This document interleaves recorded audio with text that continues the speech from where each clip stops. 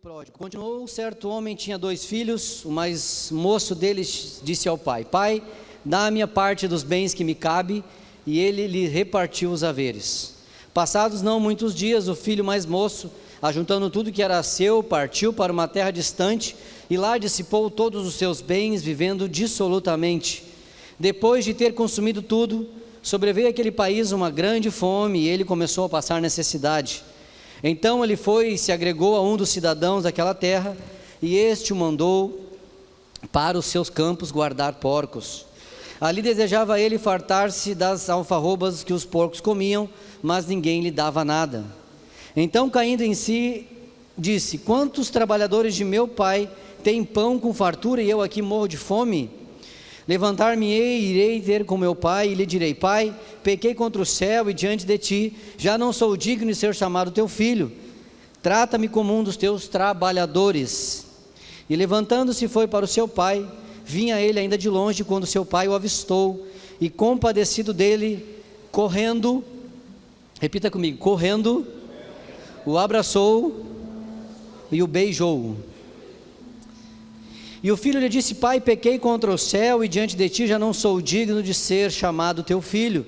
O pai, porém, disse aos seus servos: Trazei depressa a melhor roupa, vestiu, pondo-lhe um anel no dedo e sandália nos pés. Trazei também e matai um novilho cevado, comamos e regozijamo-nos, porque este meu filho estava morto e reviveu, e estava perdido e foi achado, e começaram a regozijar-se. Feche teus olhos. Pai, em nome de Jesus, a tua palavra, Senhor, foi lida nesse momento, e eu quero te pedir, Deus, que tudo aquilo que venha de mim, Senhor, tudo aquilo, Senhor, que seja humano, da minha carne, do meu orgulho, caia por terra em nome de Jesus.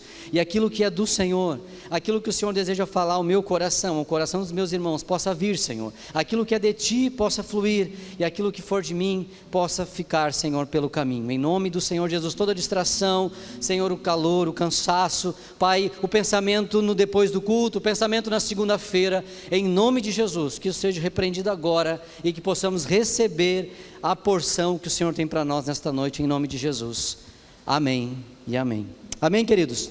Quantos conheciam essa parábola aqui? A maioria, né? Uma parábola bem conhecida, um texto bem conhecido nosso, e eu queria falar um pouco hoje à noite sobre alguns tipos de filhos, e obviamente você já deve estar pensando, quem conhece a parábola, no filho pródigo. Talvez alguns pensarem no irmão mais velho desses dois, e depois eu queria falar de mais um texto bíblico, também fala de mais um filho, que eu queria que a gente conversasse hoje à noite sobre ele.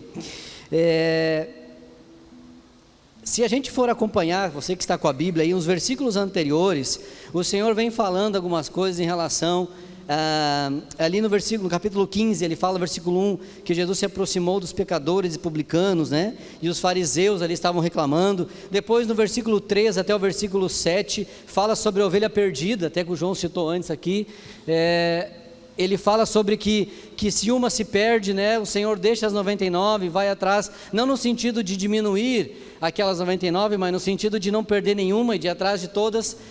Se a gente for acompanhar logo adiante, né, ele fala a questão da parábola da dracma perdida, né, tem a ver com a questão ali do reino de Deus, de ter encontrado, de valorizar e assim por diante, e logo depois ele fala a parábola do filho pródigo. A parábola era uma história que o Senhor contava, digamos assim, uma historinha inventada, pode-se dizer assim, para que a gente pudesse entender melhor as coisas, para que a gente pudesse entender melhor, e realmente o Senhor usava exemplos, usava objetos, usava situações do cotidiano para aprender.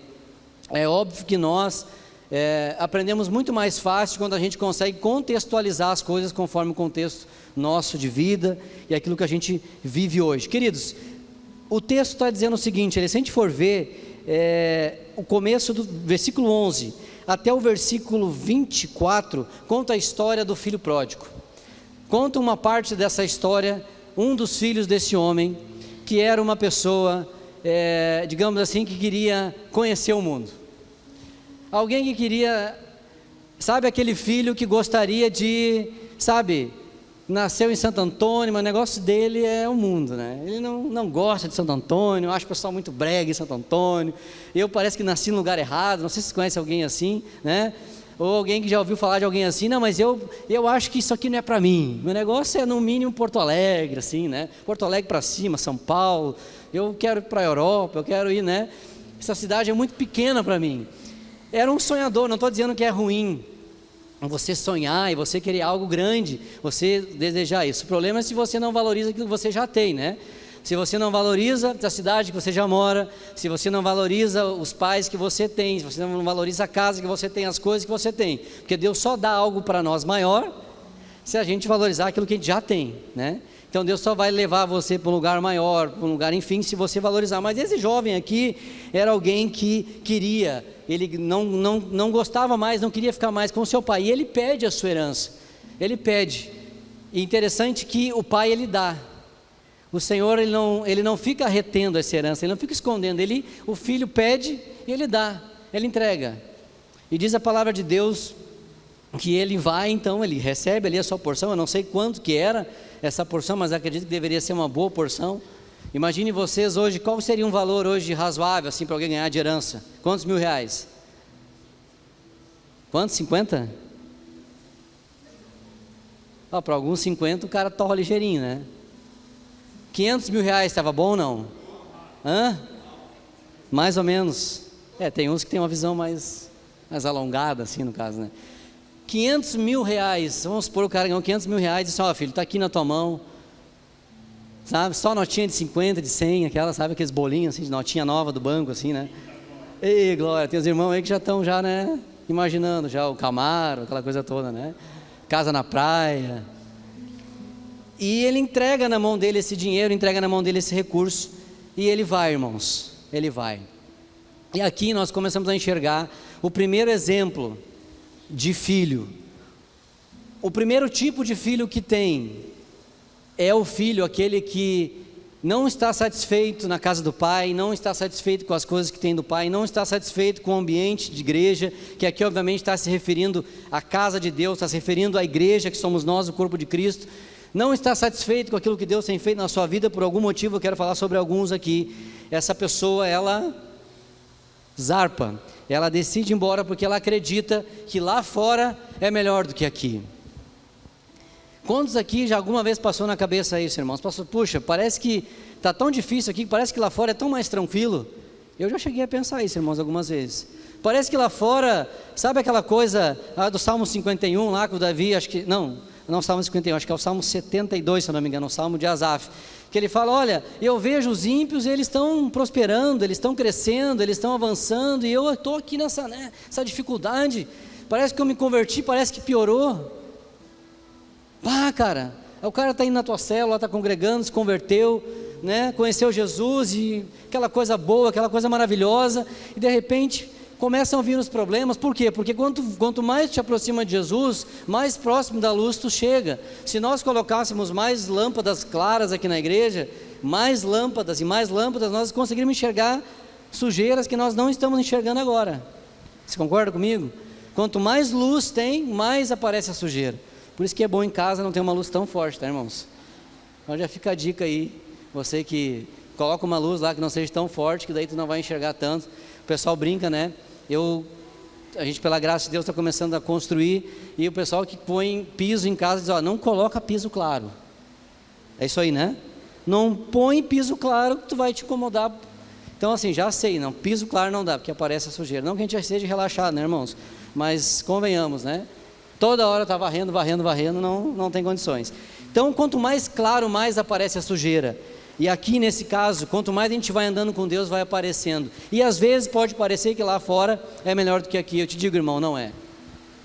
Eu já estive no mundo, muitos aqui já estiveram e sabem. Lá fora é muito pior. Lá fora não tem comparação com aquilo. E quando eu digo aqui dentro, não me refiro à igreja, prédio. Eu me refiro a estar junto com Jesus.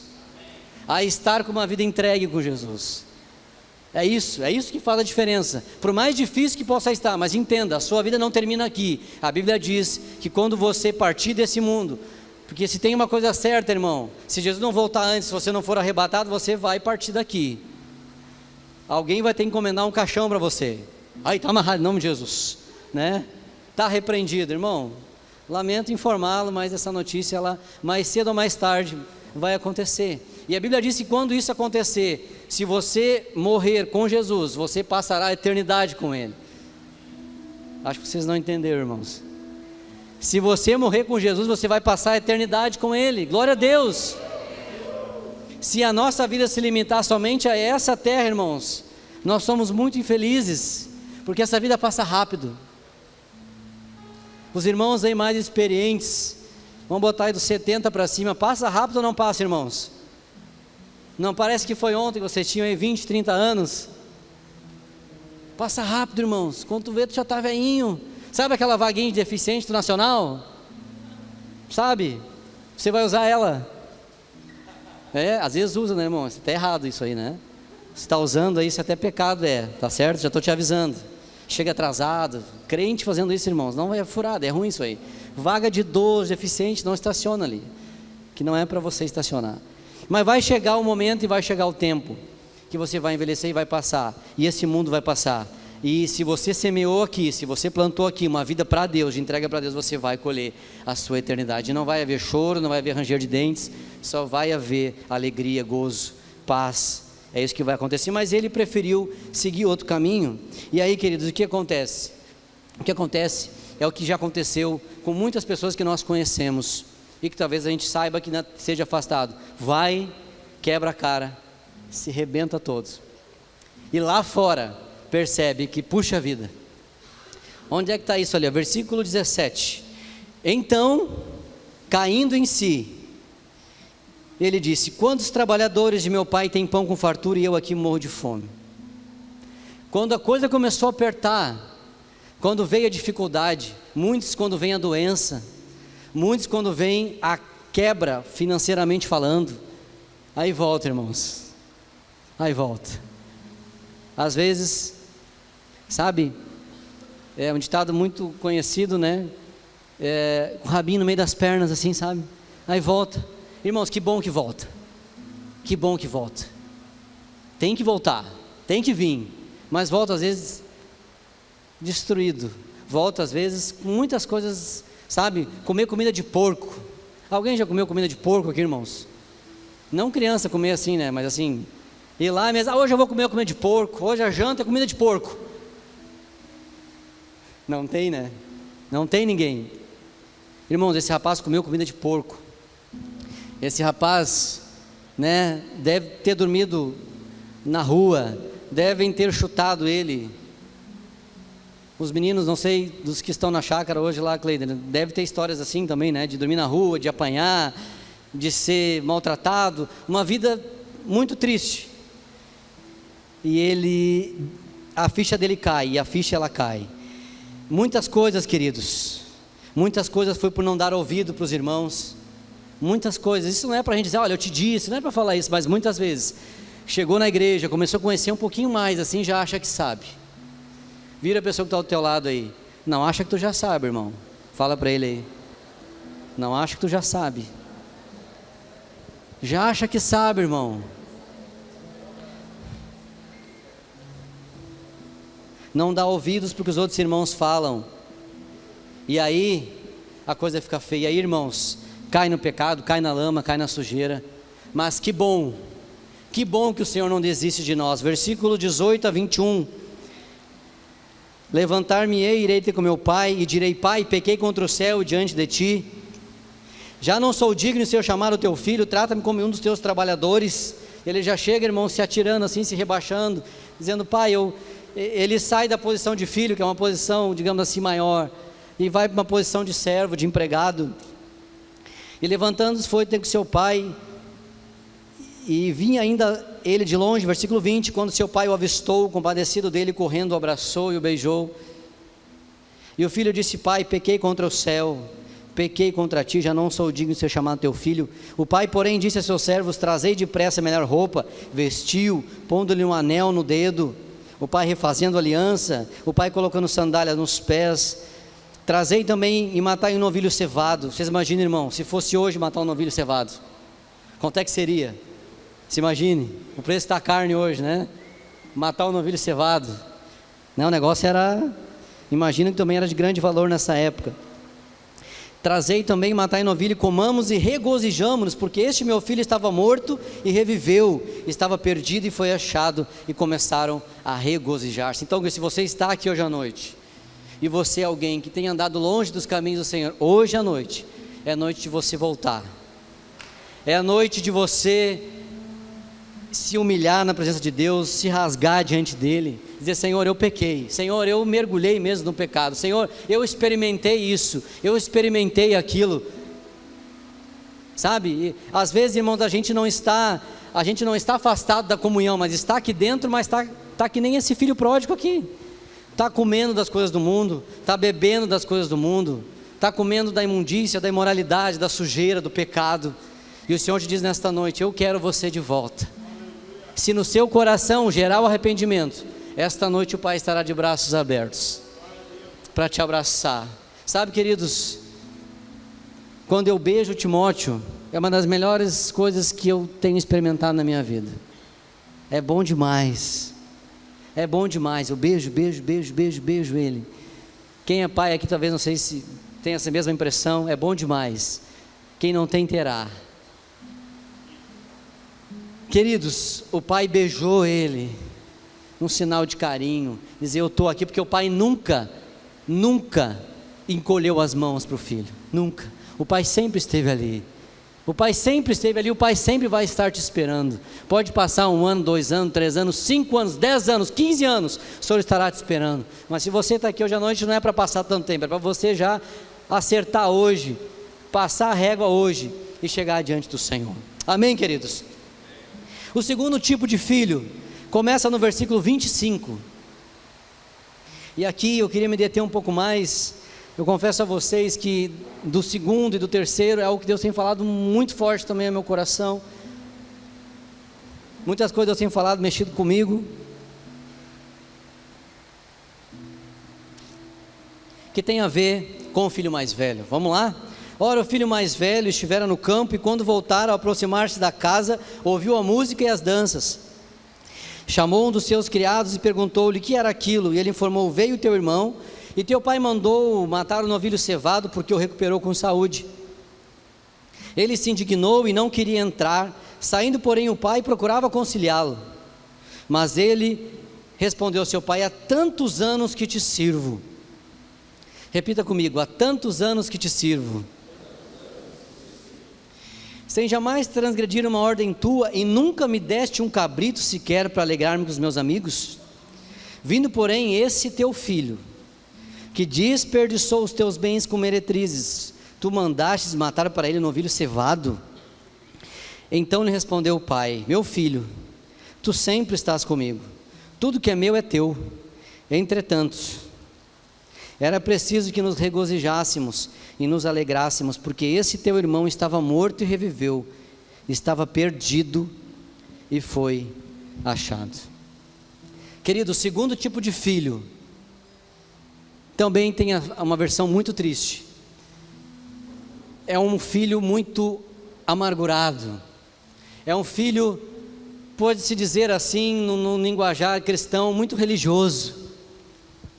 Havia muita religiosidade nesse rapaz. Se a gente for olhar no versículo 28, diz ali que ele se indignou e não queria entrar.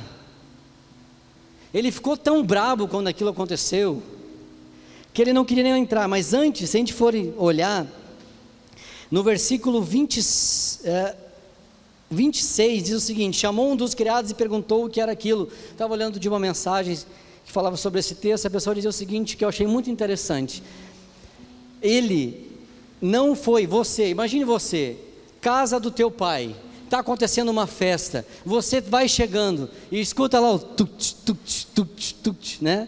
O negócio bombando, a festa pegando. Quem gosta de música, né? Mas os louvores mais agitados, mas tem uns que gostam mais de sertanejo, pode ser qualquer um, hein, tá? O louvor que você gosta aí. E aí estava lá a música tocando, o que você faria? Você pararia e perguntaria para o empregado do teu pai o que está acontecendo, ou você ia entrar na casa para ver o que estava acontecendo? O que você faria? Entrava na casa. É óbvio que eu entraria na casa, meu pai, é minha casa. Se eu vou estar perguntando para os outros o que está acontecendo, se eu tenho livre acesso se eu posso entrar direto, mas aqui uma primeira coisa que é revelada desse rapaz, ele tinha uma mente de servo, ele tinha uma mente de empregado, ele não tinha uma mente de filho, de entrar na casa do pai, de ter acesso à casa do pai. Então ele não tinha liberdade na casa do pai dele, para entrar direto, e para ter esse acesso lá, no caso, direto à casa do seu pai. Versículo 25, então diz ali que ele se indignou. Gente, o que eu vejo aqui, irmãos? Inveja, muita ira dentro do coração. Até eu anotei aqui também, há tanto tempo, ele diz assim: pai, mas há tanto tempo eu estou fazendo isso para ti, querido. Se eu faço algo de coração, eu fico jogando na cara? Sim ou não? Não. Está pesado, estou trabalhando para ti, Deus, mas está pesado, há tanto tempo eu estou trabalhando para ti, há tantos anos eu estou na igreja, há tanto tempo eu estou congregando, está difícil, está pesado, sem jamais transgredir uma só ordem tua. Queridos, aqui é uma parábola, uma história inventada pelo Senhor, mas imagine que isso aqui esteja falando de um homem, de uma mulher como eu e você. Alguém por acaso não transgride nenhuma lei? Tem um ser humano que possa não transgredir nada, fazer nada de errado praticamente? É quase impossível. A gente, quando está indo para o lado de se tornar uma pessoa religiosa, a gente acha que a gente faz tudo certo. Não, mas eu faço tudo certo, eu estou indo no caminho certo. Não, meu Deus, mas há tantos anos eu estou te servindo, e não só estou te servindo, eu não falto uma oração na igreja às 6h15, que é às 6, né, 6h15, né? Eu não falto uma. Olha, tantos cultos, eu vim em todos os cultos. Um dia alguém fez uma conta aqui dos cultos, não sei quem, acho que foi o Marlon que falou, né, Marlon? Quantos cultos era mesmo? Lembra não? 144. Eu vim em 144 cultos, Deus. E aí, sabe, acha que aquilo ali é como se fosse uma... Não é, queridos, a gente vai chegar lá. Eu quero chegar lá ainda em algum ponto mais específico para a gente entender. Queridos, olha só, ele diz ali o seguinte, mas ele respondeu: há tantos anos te sirvo e nunca me deste um cabrito. Além de tudo, ele era mentiroso, irmãos, ainda era mentiroso, porque o Senhor, se a gente for voltar no versículo 12, vai lá na sua Bíblia, lá diz o seguinte, que o Senhor repartiu com eles os haveres, ele ganhou quinhentão também, se eram só os dois, não sei se a Bíblia não fala, mas ele ganhou também a parte dele. Como assim não ganhou nada? Ingratidão. Quando a gente está se tornando que nem esse cara aqui, eu sou ingrato, eu não vejo nada que Deus faz, está tudo ruim, eu só enxergo o que está acontecendo de bom com o outro.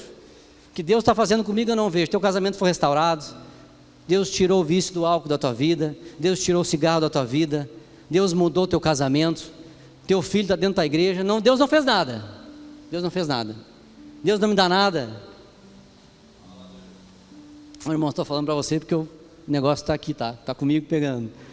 Nada que eu estou falando para vocês não é que eu estou vivendo, eu estou na mesma barca, estamos todo mundo junto, estamos juntos. Ingratidão, esse teu filho, uma mágoa, um rancor, joga na cara do pai o que faz. Querido, tudo que você faz, não paga aquilo que Deus fez por você. É verdade. Tudo aquilo que eu faça para Deus, tudo isso, Ele recebe, mas nada disso, Ele recebe como moeda de troca. Eu posso estar dentro da casa do pai, e não desfrutar do acesso à sua casa. E ainda ficar com o coração amargurado. E o pai diz: meu filho. E a gente poderia falar outras coisas aqui, sabe, diminuir os outros, sabe, ele tem, porque ele tem ou não tem, quem ele pensa que ele sabe, é só ele que está recebendo, e eu, por que não acontece comigo? Por que eu não recebo oportunidade? Irmãos, parece bobagem, mas isso às vezes acontece muito com a gente.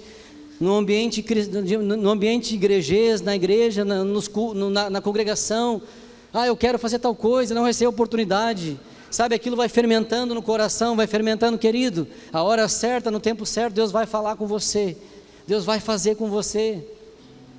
Sabe uma coisa que eu digo isso para a glória de Deus. Já há alguns anos que eu tenho entendido da parte de Deus que o Senhor deseja que eu pregue a palavra dEle.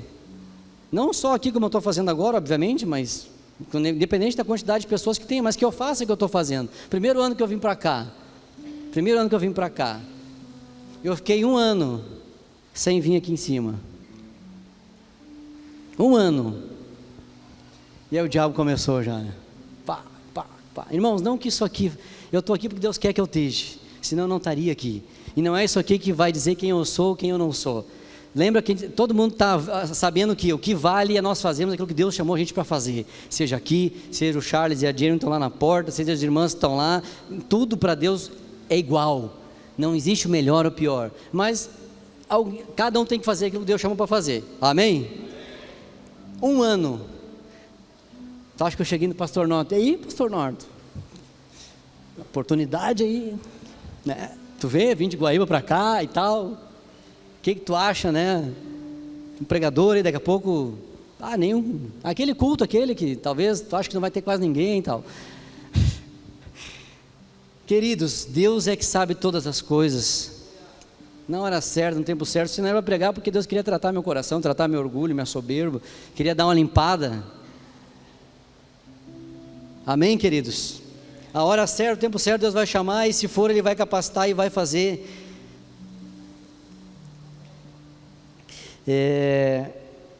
Uma das coisas que aparece no versículo 30 ali também, ele fala, olha, ele gastou com meretrizes, a palavra fala que ele gastou dissolutamente. Esse negócio de meretrizes, quem falou foi ele.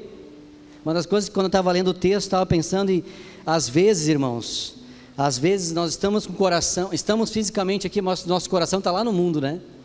Aí a pessoa está experimentando aquilo no mundo, às vezes nós, em vez de repudiar o pecado, às vezes a gente, enfim, o inimigo entra na nossa mente, a gente até gostaria de estar vivendo aquilo que a pessoa está vivendo. Sabe aquela coisa do filho que vai embora de casa, e o que fica em casa fica com inveja do que foi? Que gostaria de estar experimentando aquilo que ele estava experimentando? Sabe aquela coisa de filme, não sei se alguém já viu, que tem 2 irmãs lá, uma vai embora, casa, não sei o quê, vai ver uma vida às vezes lá, e o outro fica em casa, queria viver aquilo que eu estava vivendo. Claro que às vezes são coisas boas, mas às vezes, nesse caso aqui, eram coisas ruins. Por que ele não estava se alegrando com a volta do seu irmão? Por que ele não estava se alegrando? Versículo 28, com a graça de Deus, o pai já começou a tentar conciliá-lo. O pai, queridos, o pai é sempre pai. O pai é sempre bondoso, amoroso. O pai, ele é amoroso, e o amor não é só ser bonzinho, o amor é dizer a verdade, é falar o que tem que dizer. E assim como no primeiro filho, o pai estava ali, com esse filho, o pai também está dizendo, meu filho, vem cá. Agarrou ele talvez, né, abraçou ele, tentava acalmar. Imagina um cara lá enfurecido. Quem que você conhece aqui, irmão, na igreja, que é bem brabo assim? Pô, esse aí é brabão. Hã? Quem? Cleider? Não, Cleider é... O Marlon, cara, o Marlon pregando, cara.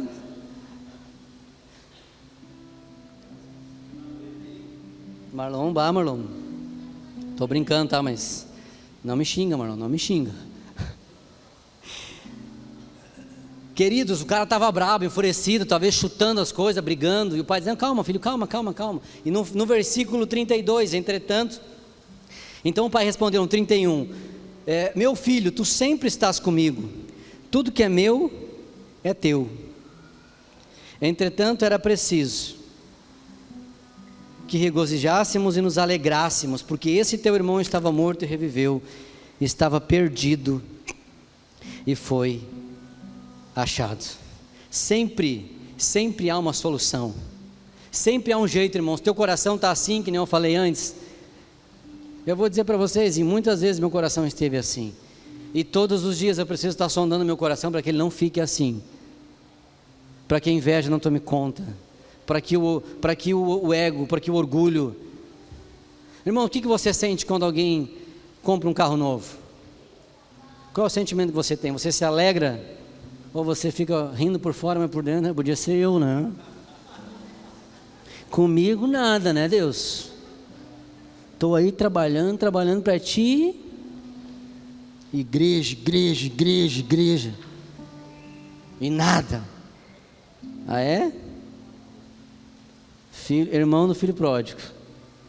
Tá aí. Comigo não acontece nada.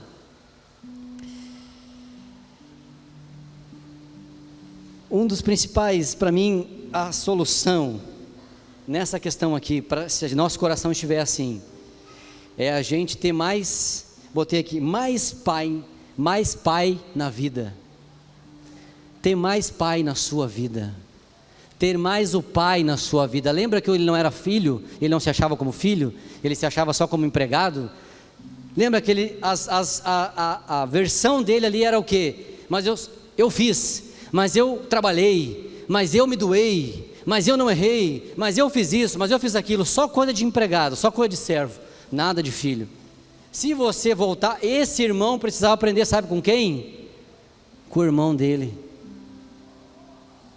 Ele precisava aprender com o irmão dele, sabe por quê? Vamos voltar lá, versículo 17, do versículo 17 ao 24, o filho mais novo, ele aparece a palavra pai 4 vezes, não sei se vocês perceberam isso ali, ó. Versículo 17, versículo 18, versículo 20, versículo 21, aparece a palavra pai. Ele tinha um pai, e ele sabia que tinha um pai. Ele sabia que ele tinha um pai, amém, irmãos? Ele sabia disso, e isso estava dentro dele. Então, irmão do filho pródigo, mais pai na sua vida, mais pai na sua vida, mais beijo na sua vida, mas beijo no Senhor, tá, irmãos? Vocês estão fazendo romance real aí? Mais beijo no Senhor. Olha só, versículo 19, já não sou digno de ser chamado teu filho, trata-me como um dos teus trabalhadores. E levantando-se foi para o seu pai, e o pai vinha de longe, quando seu pai o avistou, compadecido, correndo. Imagina a cena, irmãos, imagina, sabe aquela coisa que os caras fazem aquele, sabe, o pai correndo, sabe aquela coisa assim, ó,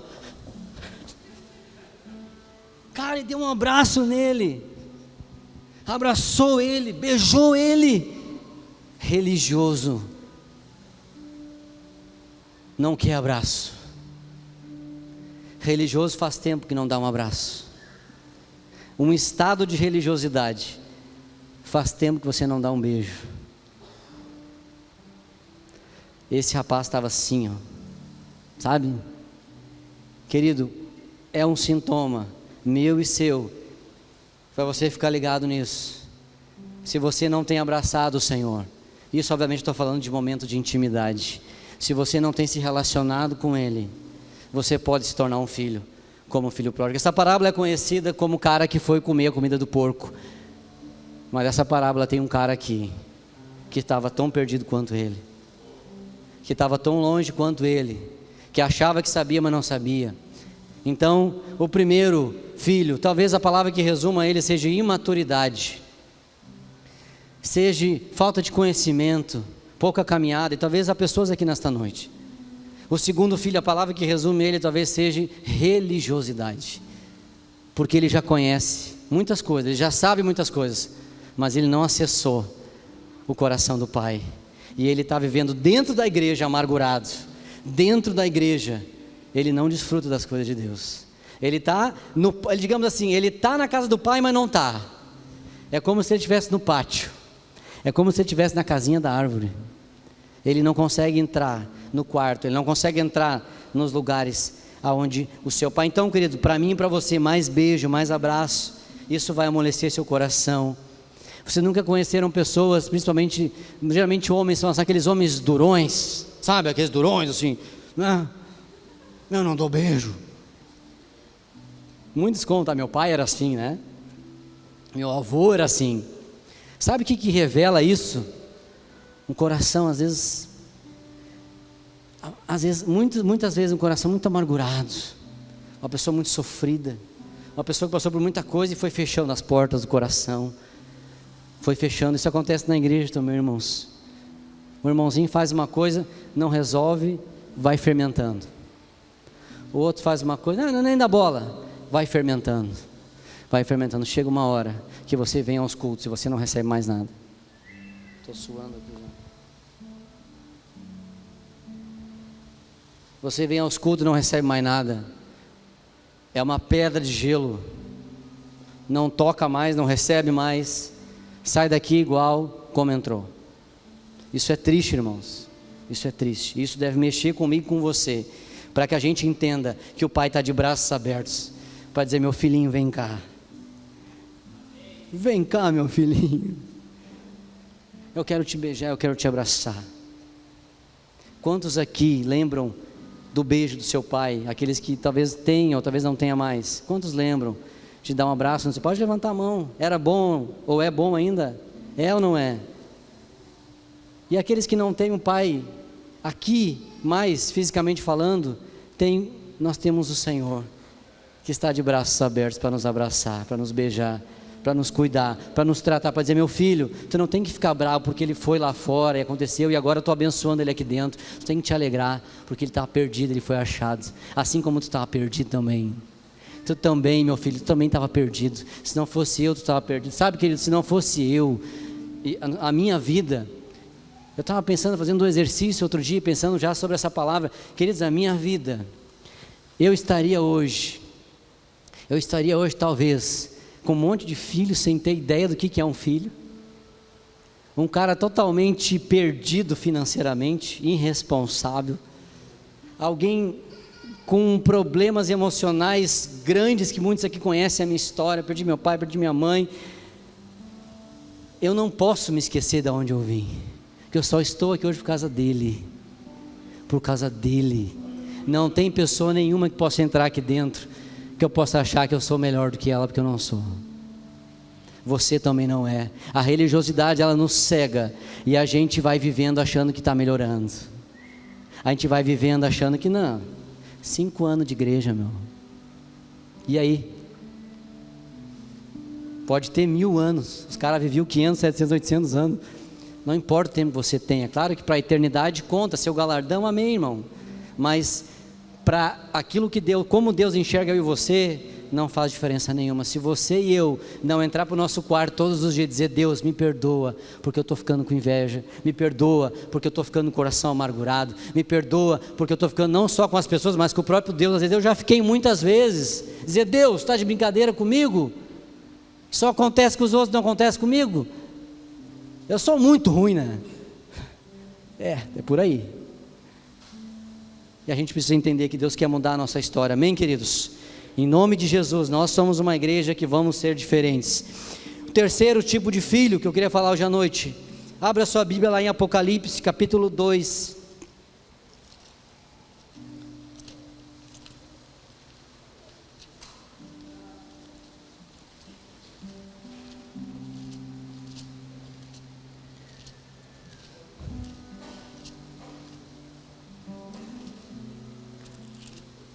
Apocalipse capítulo 2, versículos do 1 até o versículo 7, pode ser, amém? Terceiro tipo de filho, eu botei aqui um título, é o filho 90%. 90%. Ao anjo da igreja de Éfeso escreve: estas coisas diz aquele que conserva na mão direita as 7 estrelas e que anda no meio dos 7 candeeiros de ouro. Conheço as tuas obras, tanto o teu labor como a tua perseverança, e que não pode suportar homens maus, e que puseste à prova os que a si mesmos se declaram apóstolos e não são, e os achastes mentirosos. E tens perseverança, e suportastes provas por causa do meu nome, e não te deixaste esmorecer. Tenho, porém, contra ti que abandonaste, repita comigo, abandonaste o teu primeiro amor. Lembra-te, pois, de onde caíste, arrepende-te e volta à prática das primeiras obras.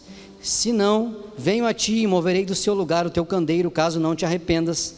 Tens, contudo, a teu favor que odeias as obras dos nicolaítas, as quais eu também odeio. Quem tem ouvidos, ouça o que o Espírito diz às igrejas. Ao vencedor dar-lhe-ei que se alimente da árvore da vida, que se encontra no paraíso de Deus. Amém, irmãos? Vocês estão aí? Ninguém está dormindo? Terceiro tipo de filho é o filho 90%. Não é aquela música, tá? Não sei se tem uma música aí do mundo, aí, não sei se alguém já lembrou e tal, né? Não é isso aí, irmãos, tá? O crente, o homem, o filho, 90%. Esse aqui, irmãos, é aquele irmão que entendeu a questão. Ele não está lá naquele estágio do filho pródigo. Ele veio para o Senhor, se arrependeu. Ele está buscando a Deus. Ele está entendendo que ele não pode ser um religioso e que ele precisa dia e noite lutar contra a religiosidade. Ele faz jejuns, ele lê a Bíblia e ele é da Igreja Vida. Amém, irmãos? Ah, não, senti firmeza, achei que você ia dizer, aê, somos da igreja.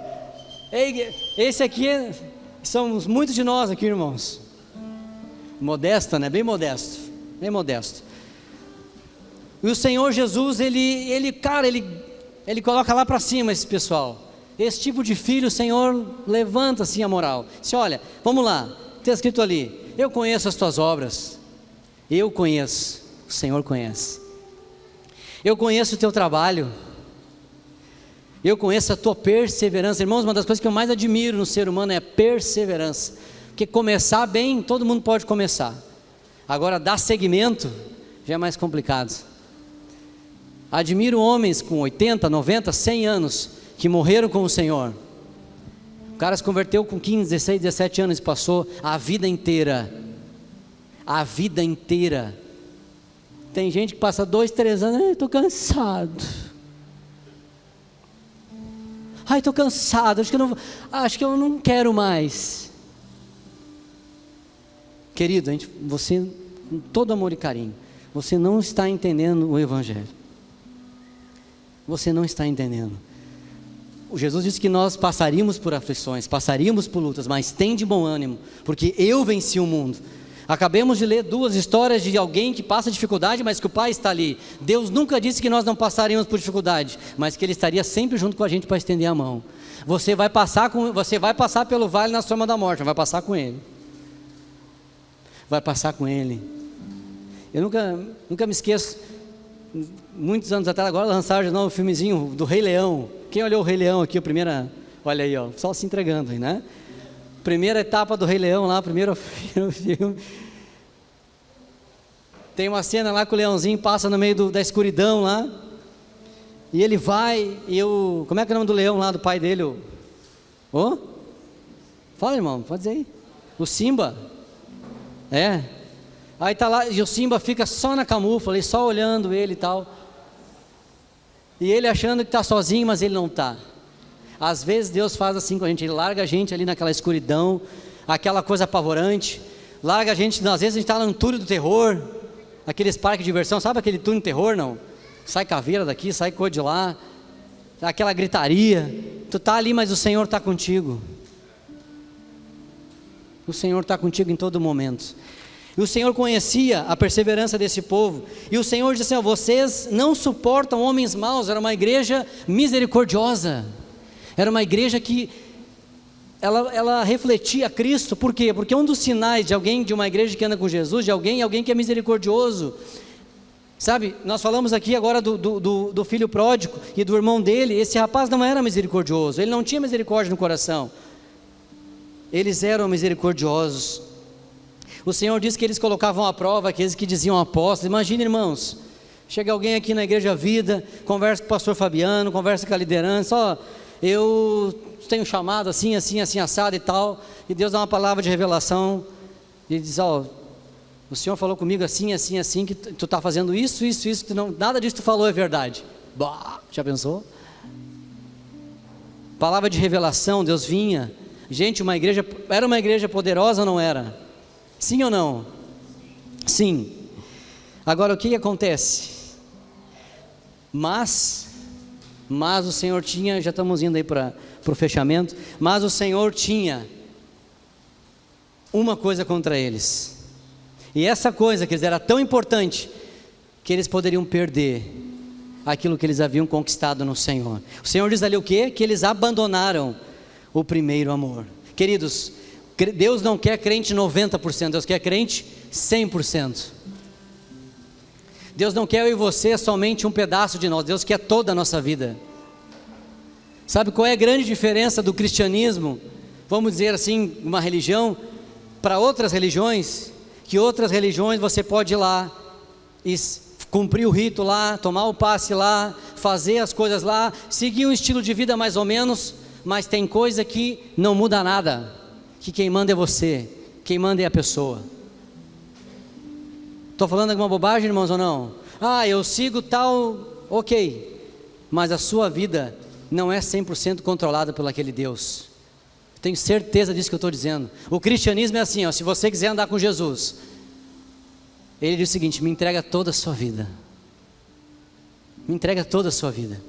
E eu não estou dizendo, queridos, que, claro que se isso for feito, às vezes é feito de uma forma involuntária, às vezes a gente entrega algumas coisas e não entrega outras, mas vai entregando aos poucos. Essa linha que divide é muito perigosa, mas essa não entrega sua pode determinar que você perca até a sua própria salvação. Por quê? Porque Deus vai te pedindo e você não entrega. Aí de 90% baixa para 80%, aí de 80% baixa para 70%, e daqui a pouco chega no 10%, chega no 0%, e você está afastado do Senhor. Então é muito perigoso esse negócio.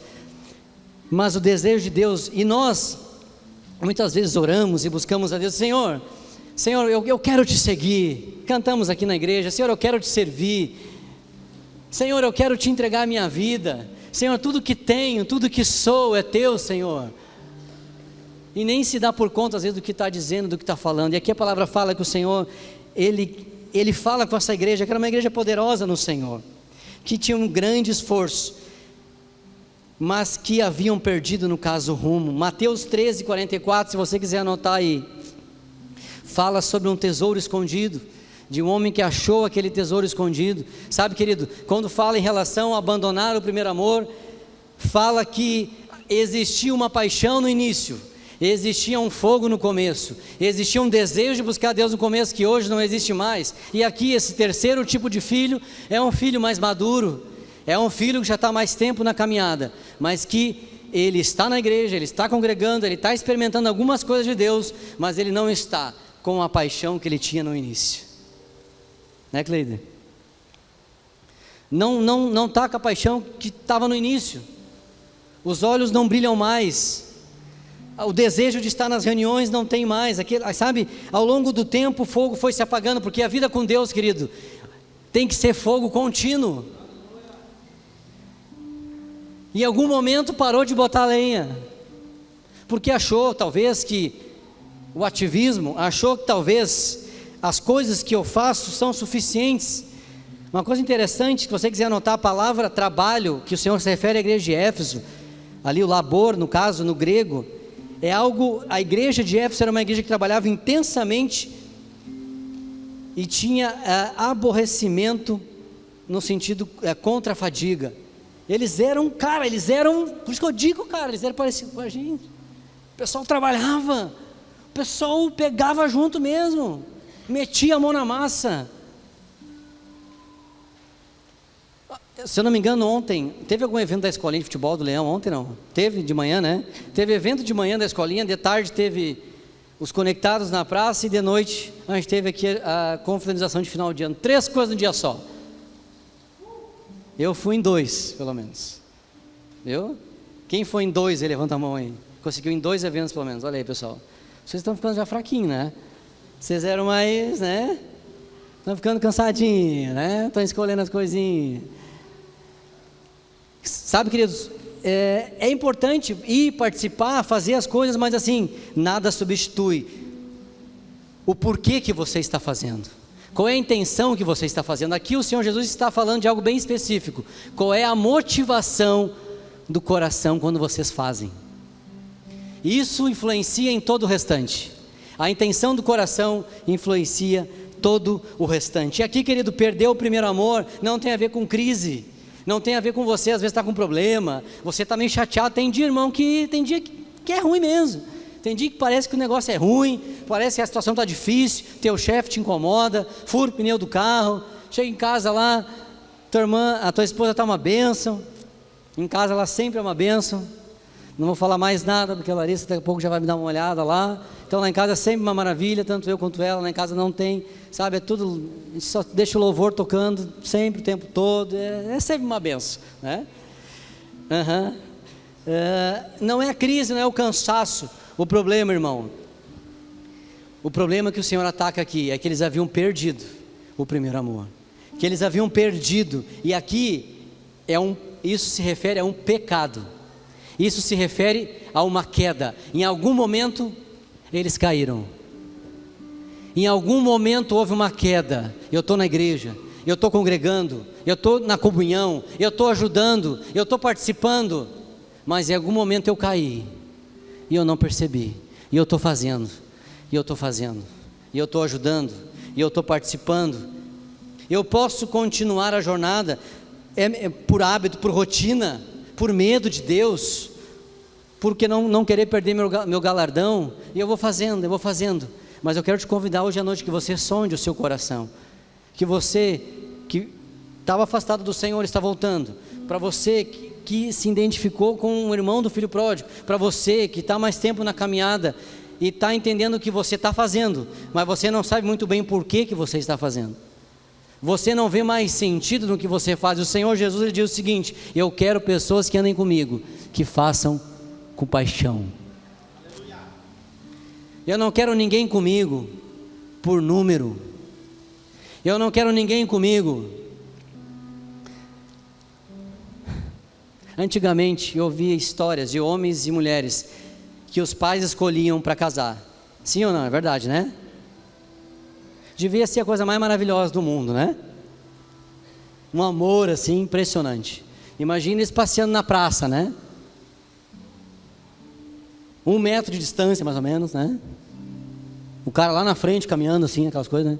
E a mulher correndo atrás. Aquele romantismo, né? Muito amor, né? 5 anos depois, comecei a sentir uma coisa por ele, por ela, né?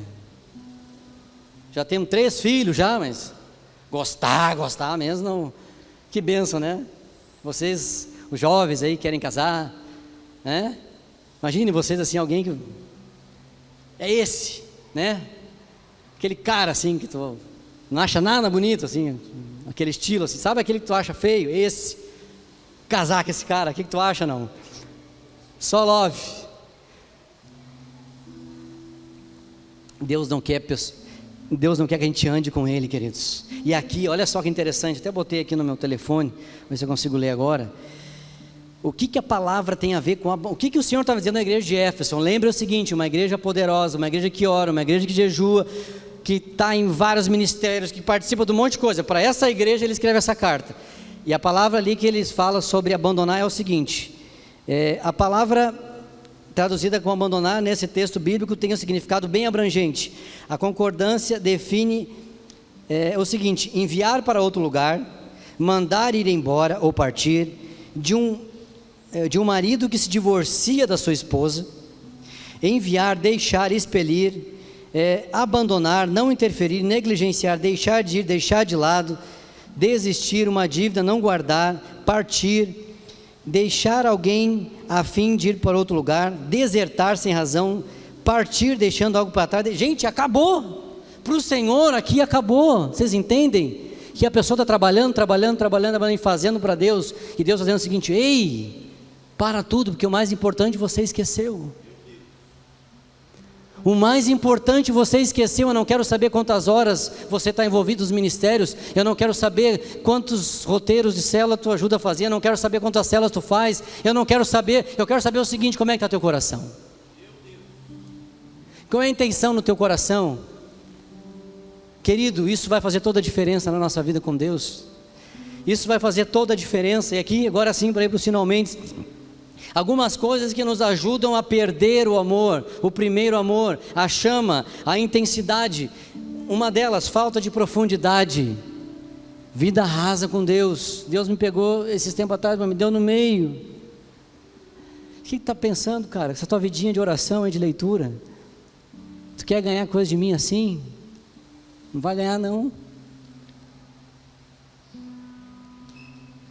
Não sei quem é que falou outro dia, que acho que foi o Marlon, né?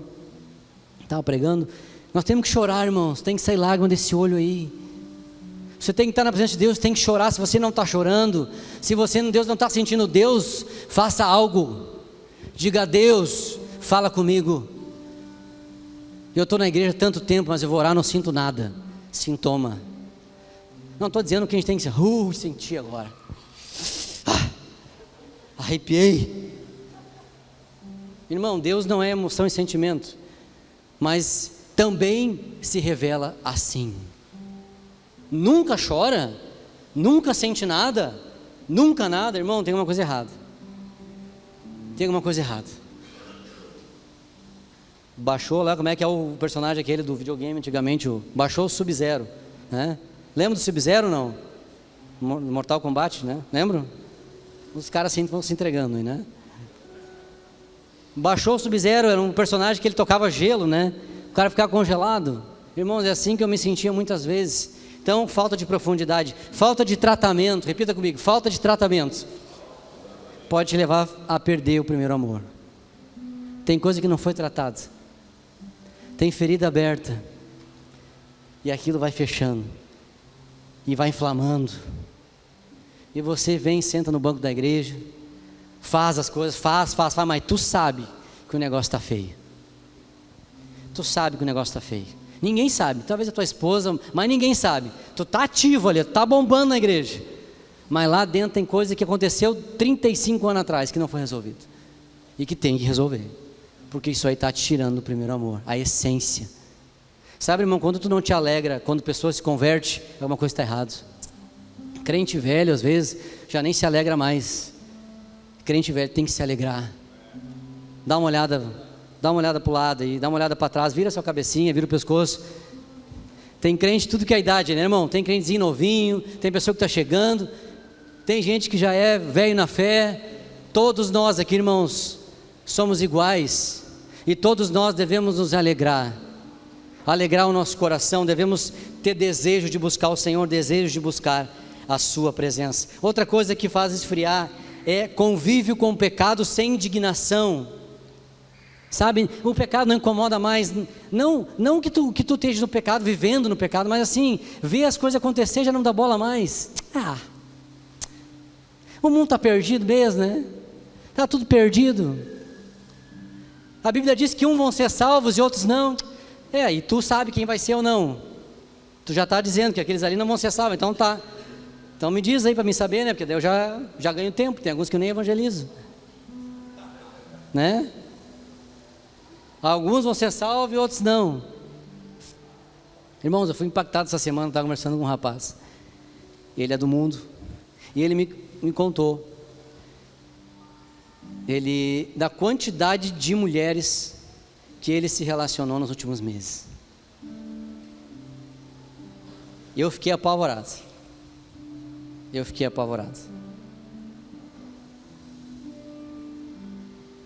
E aquilo impactou, e ele contando aquilo, fulana e ciclana, não sei o que, né, não vou dar detalhes aqui, mas assim, horrível.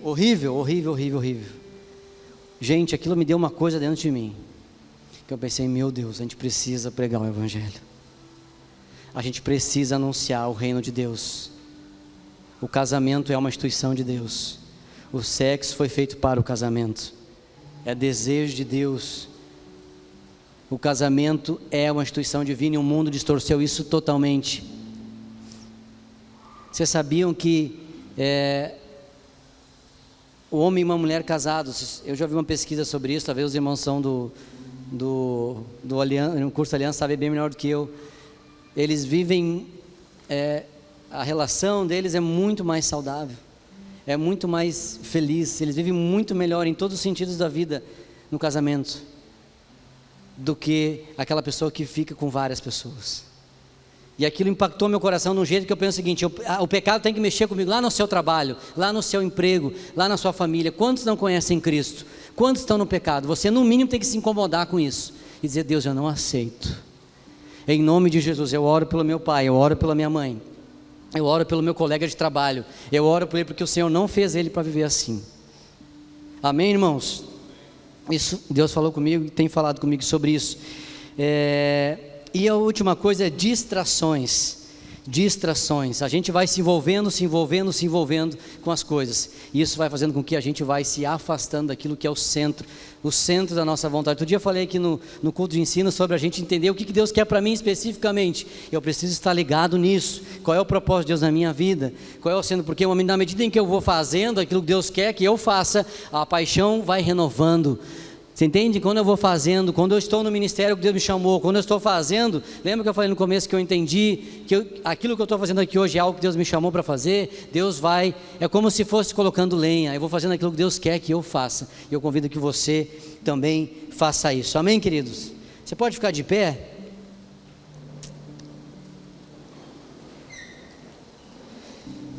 E para a gente, você dar uma esticada, o que eu faço agora, Diogo? Eu queria estar orando agora por cada um, tanto pelo primeiro tipo de filho, como para o segundo, como para o terceiro. Eu não queria que você não foque na pessoa do seu lado, quem está em volta de você, foque em você agora. O João vai estar ali fazendo um instrumental, e é o momento seu e Deus agora. A palavra fala ali em Apocalipse, lembra-te. Então a primeira coisa que o Senhor diz para você nessa noite é, lembra. Aonde que você começou a pisar na bola? Aonde foi? Aonde foi que você começou a falhar? Tem um momento. O Senhor diz assim, ó, para. E lembra. Quando é que tu parou de orar? Quando foi que tu parou de orar? Quando foi que aconteceu aquela situação e tu ficou magoado com aquele negócio te feriu, e tu, eu não vou, eu vou levando isso daqui, eu não quis se humilhar também, ficar procurando o irmão, procurando a irmã, e o negócio está causando isso dentro de você agora aí. Quando é que foi isso que aconteceu? Quando é que você achou assim, não, agora eu estou fazendo isso aqui no ministério, agora eu estou envolvido nisso, estou envolvido naquilo, posso dar uma reduzida aqui na minha vida de oração, às vezes até inconscientemente, tá, irmãos? Por isso que a gente tem que refletir sobre isso. Quando é que foi? Quando é que foi que o orgulho começou assim a aumentar dentro do seu coração, e você começou a, lembra-te. No segundo momento eu queria que você, a palavra de Deus assim, arrepende-te. A palavra de Deus fala em Tiago 4, 8 e 10 diz o seguinte, chegai-vos a Deus, Ele chegará a vós outros, purificai as mãos, pecadores, e vós que sois de ânimo dobre, limpai o coração, afligi-vos, lamentai e chorai, converta o vosso riso em pranto, e a vossa alegria em tristeza, humilhai-vos na presença do Senhor, e Ele vos exaltará. Afligi-vos, lamentai e chorai. A terceira coisa que o Senhor diz é o seguinte, primeiro ele diz lembra-te, a segunda ele diz arrepende-te, que tem a ver com uma postura, com uma nova direção, e ele diz o seguinte, volta à prática das primeiras obras. Se você não ora, ore mais agora. Se você não jejuava, volte a jejuar. Se você precisa procurar alguém e se reconciliar, se reconcilie. Se você precisa abrir mão dessa sua religiosidade, desse seu já sei, desse seu já conheço. Querido, o Senhor não está interessado no quanto você conhece a Bíblia. O Senhor não está interessado no seu título. O Senhor não está interessado naquilo que você sabe, que você conhece. Ele está interessado no seu coração. Ele está interessado no meu e no seu coração.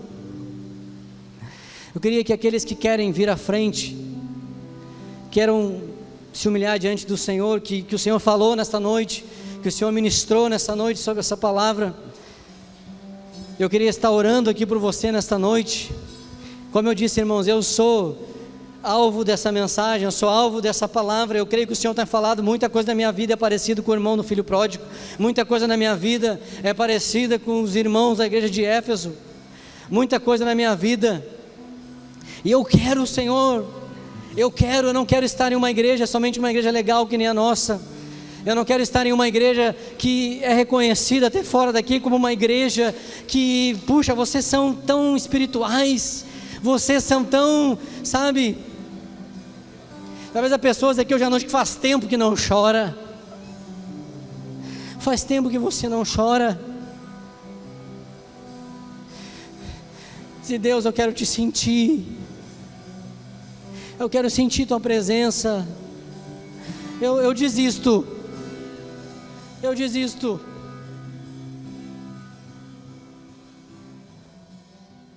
O Senhor quer te salvar nesta noite. O Senhor quer te libertar nesta noite.